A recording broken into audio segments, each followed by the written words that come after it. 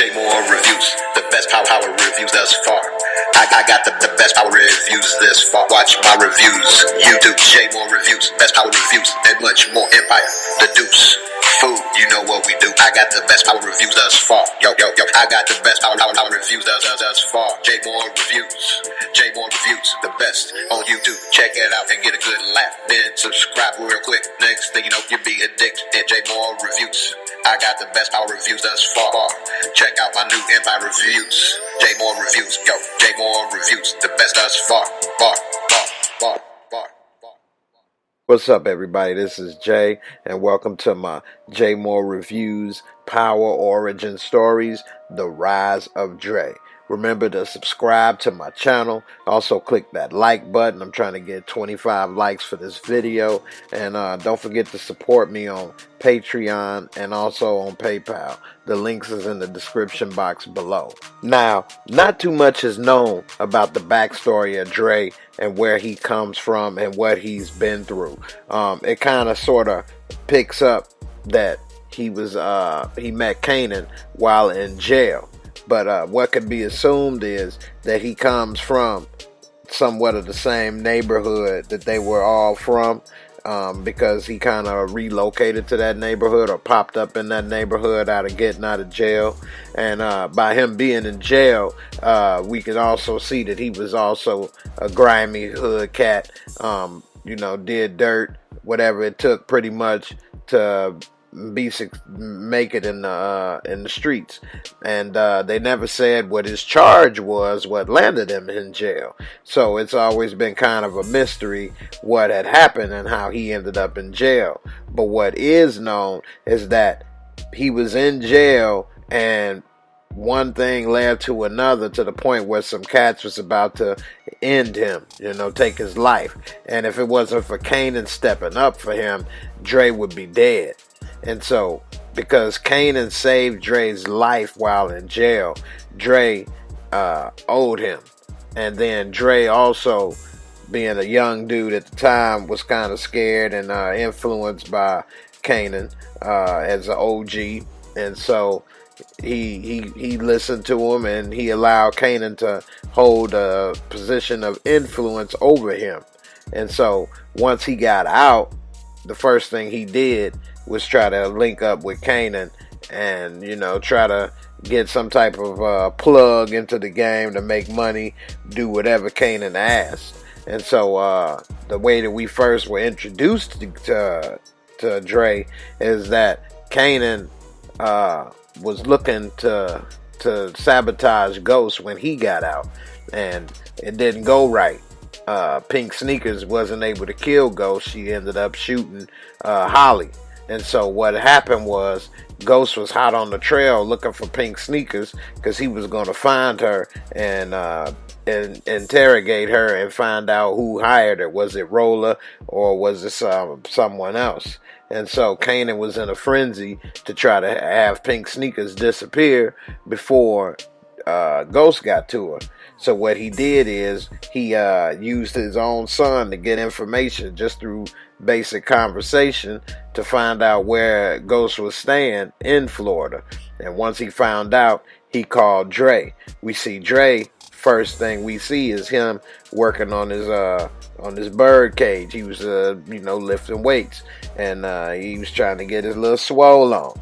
And Kanan calls him from the bathroom at the laundromat at the wash and fold, and he's telling him, hey, I need you to hop on this. I need you to go to Miami, and I need you to handle that. I'm going to tell you where Ghost is, and you follow Ghost, and you beat him to the punch.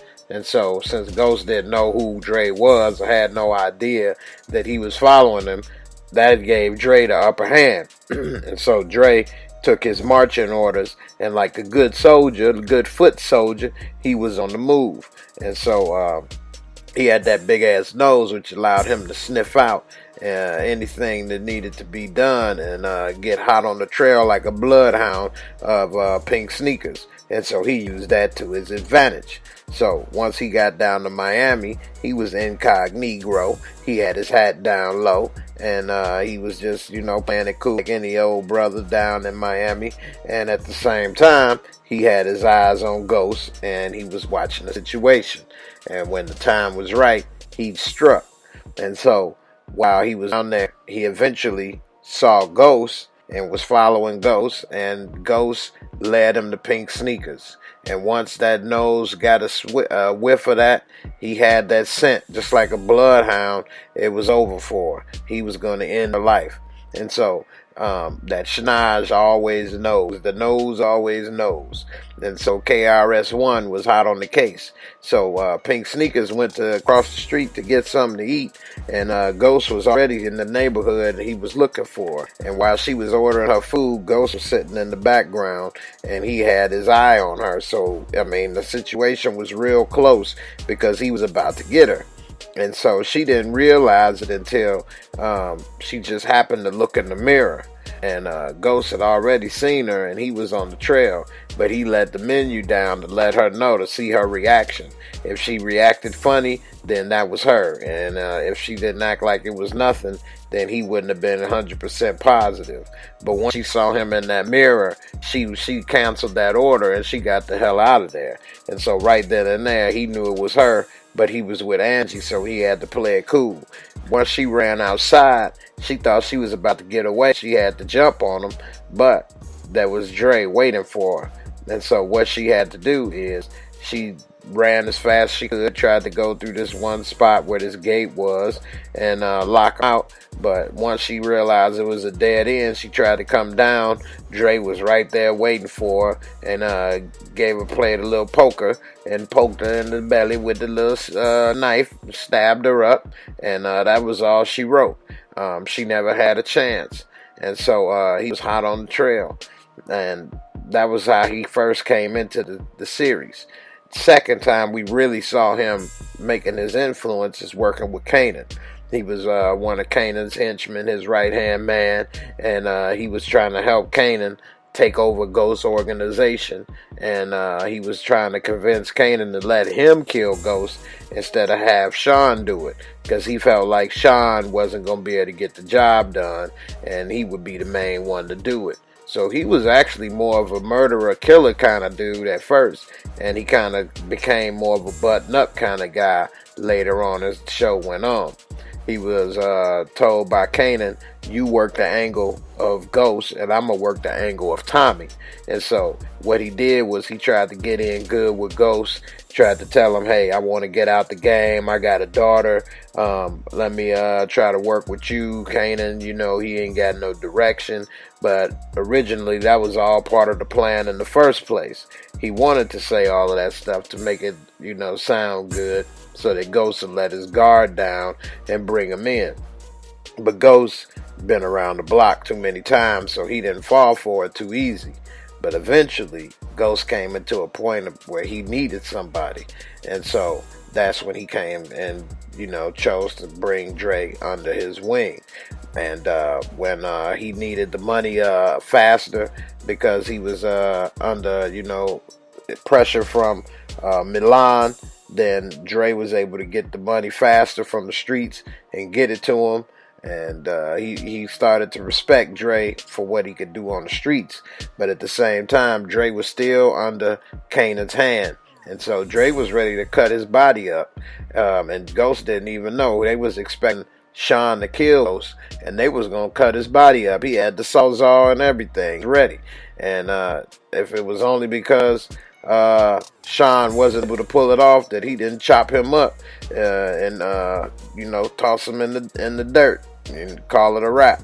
So Kanan and Dre were still working together until Kanan and Ghost had a beef, and Ghost burnt Kanan like a barbecue chicken. And so Kanan disappeared for a while, which left Dre all alone. If it wasn't for that fight between those two, they planned on killing Ghost and wrapping him up in that tarp like a condom and throwing him in the toilet. And so when Kanan found out that Sean failed. Sean confronted Kanan like an idiot, and Kanan killed Sean. And what he did is he made Dre get rid of Sean's body. So Dre has always been under Kanan's thumb, and Kanan was always able to make Dre do whatever he wanted to do. And so what is he supposed to do? You got to sympathize with the man in the sense that he's trying to survive in the streets too. He doesn't want to be a bum. He wants to make food just like everybody else. And so what he did is he decided, since Kanan everybody thought was dead, I'm going to go and work for Ghost legitimately this time. And then Ghost brought him under his wing and started teaching him the business of the clubs, started helping him get clean money, started helping him become more legit, helped him move out the hood, helped him take care of his daughter, and if anything, he should have owed more loyalty for Ghost for that. Because Kanan would have had him working the corners, as a little hustler, eventually getting arrested, selling nickels and dimes, selling Fat Albert still. And so what happened was he should have been more loyal to Ghost. And this is where the problem comes, why a lot of people have him as one of the most hated. Because Ghost really saved his life. He took him up off the streets. And he had a learning curve of trying to learn the clubs, just like when he didn't get those contracts signed and those guys stole the DJs from Ghost. He wanted to beat him down, but Ghost said, sometimes no response is the best response, and Ghost ended up getting him set up, and that's how he got his payback. But nevertheless, Dre was upset. He wanted to do right. He was trying to learn, but at the same time, he still wanted to be in the streets. And so he was a conflicted character, and he really didn't have a choice because there was nobody else he could learn from that he could make that kind of money from. And everything was kind of going good until Kanan popped back up in his life, and then Kanan kind of had him by the nards, because when he came home one day, Kanan found his house, and he had his daughter in his hands, and pretty much lightweight threatening that, something could happen to his daughter if he don't continue to work for him.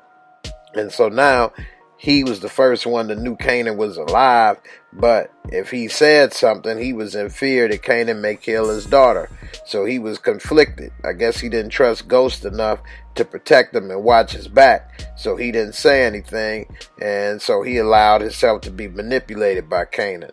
And then he was watching Tariq, because Ghost started bringing Tariq up to the club, and then he started having Snazzy Pippen teach him some basketball at the courts and stuff, and then Kanan popped up, and so now he has been being manipulated at Slim.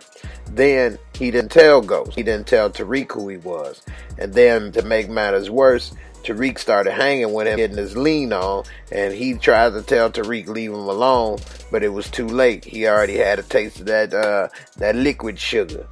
And so when Tariq was missing, and they were saying that it was a ransom job. At the time, Ghost was in jail, but Tommy was on to it, and he didn't believe Dre. And so Dre tried his best to convince Tommy that it was a joke, and that's what Tariq told him, and he picked Tariq up from some friend's house or whatever, but he almost blew it by lying, and he ended up talking his way out of it and showing that he was a good master manipulator, luckily. And so when he was in the club, Tommy, he was having beef with Julio, because Julio was feeling like this, trying to take my spot, and he's sitting back like he's Ghost, and I'm the one that helped him get in here along with Ghost. He's nothing.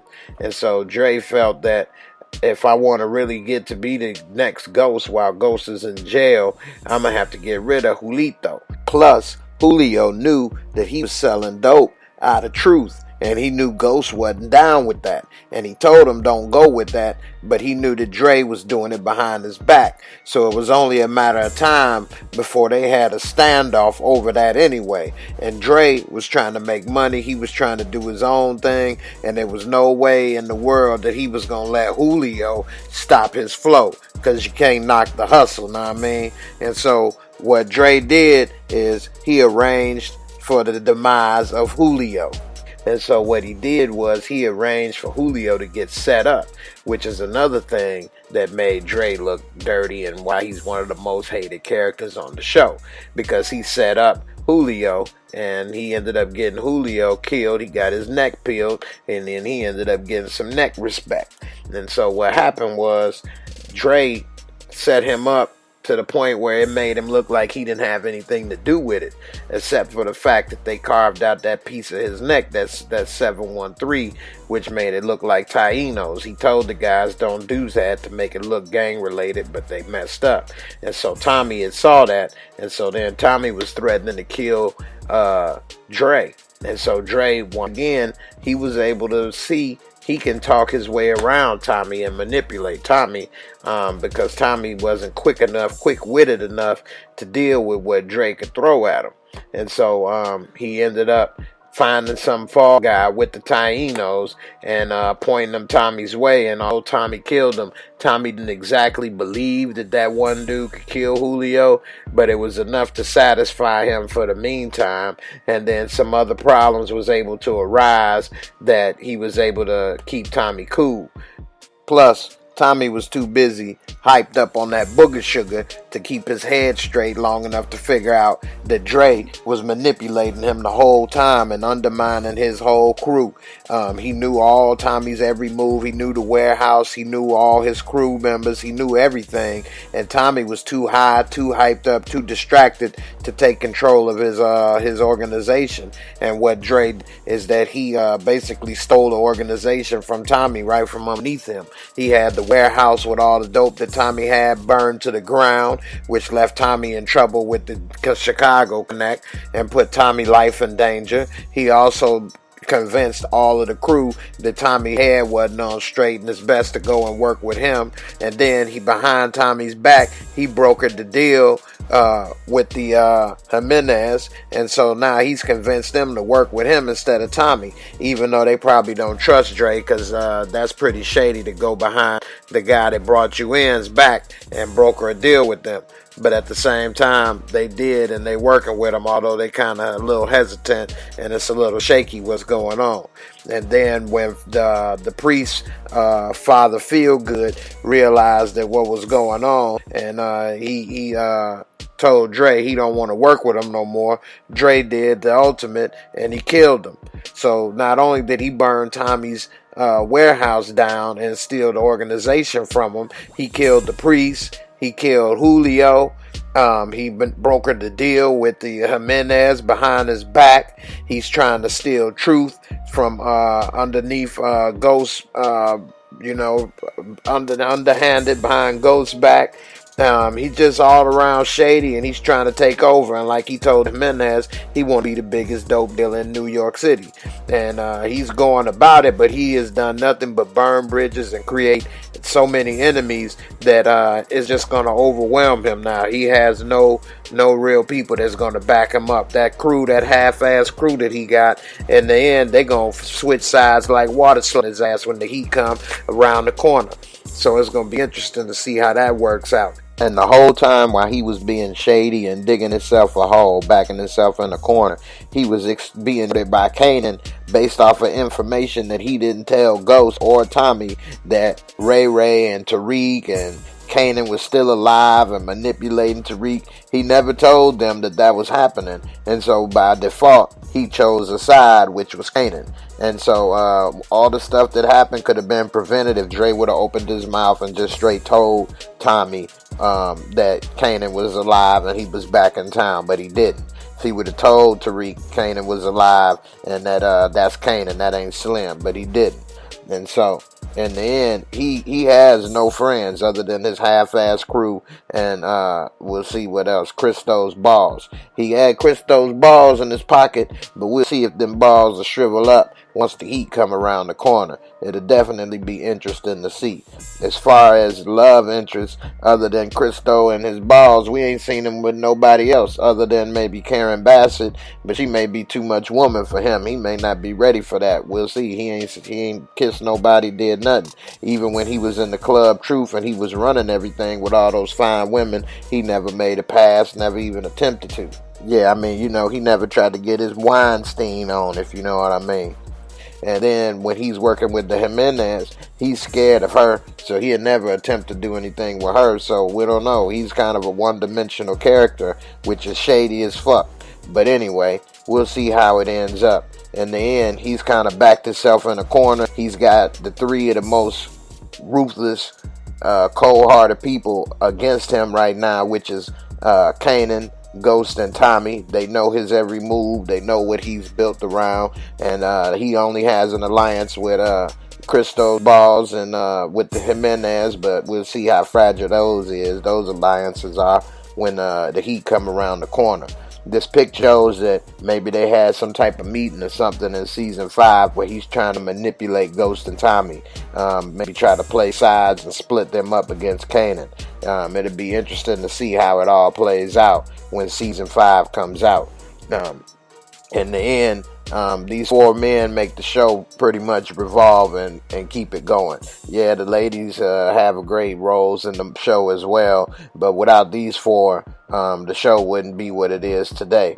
So it'll be interesting to see. I can see why the writers may try to prolong Dre's death as long as possible, because he's like the main antagonist, the biggest villain in the show. If he was gone, they'd have to make Kanan step into that role, and I could see once Dre is dead, Kanan stepping in and stabbing Ghost and Tommy in the back, and then bringing all that hate that was on Dre back onto Kanan, and everybody upset because now Kanan basically backstabbed Dre and Tommy after all that they had brought together and worked together and tried to let bygones be bygones. So it'll be interesting to see what they do with the storyline in season 5. I know I can't wait. Hopefully it come out within the next month or so. In the end, what do you all think? Y'all think Dre gonna make it through the end of season 5? Or do you think he's gonna die in the beginning, middle, or end of season 5? I'm interested to see your comments down below. And also, who do you think is gonna kill him? And do you think, Kanan is gonna step in and be the new bad guy to take over where Dre left off, or is it gonna be a new person like maybe Rashad Tate? Maybe I need to do a video on that, because that's another character that needs to be covered. And then thanks for watching. Don't forget to subscribe. Click in the description box. Support me in Patreon and on PayPal. And I'll see you in the next video. Peace.